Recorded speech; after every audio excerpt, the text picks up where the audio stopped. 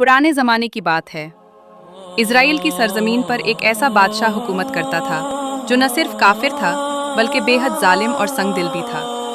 वो अपनी ताकत के नशे में इतना अंधा हो चुका था कि उसे हक और बातिल में कोई फ़र्क नज़र नहीं आता था। जो बात वो कह देता वही कानून बन जाती।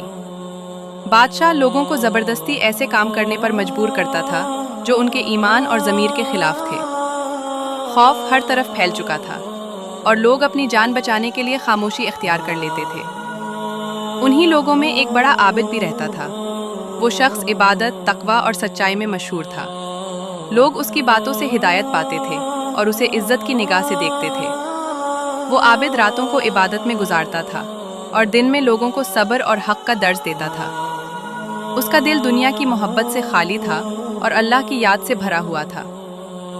जब जालिम बादशाह को उस आबिद के बारे में खबर मिली तो उसने हुक्म दिया कि उसे फौरन दरबार में पेश किया जाए। सिपाही आबिद को लेकर महल पहुंचे। दरबार का माहौल सर्द और खौफनाक था।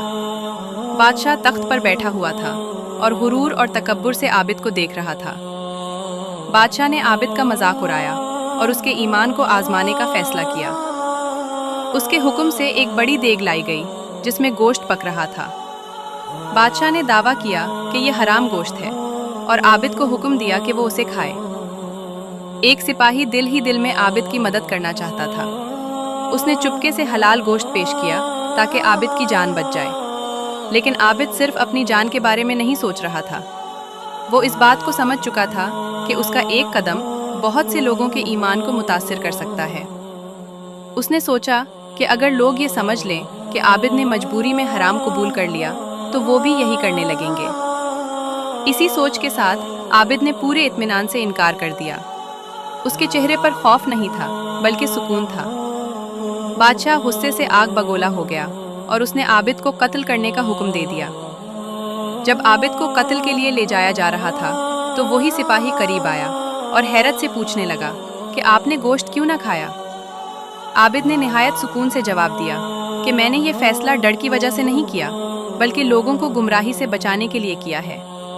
अगर मैं आज समझौता कर लेता तो कल लोग भी हराम को जायज़ समझ लेते। मैंने अपनी जान देना कबूल कर लिया लेकिन लोगों के ईमान को खतरे में नहीं डाला।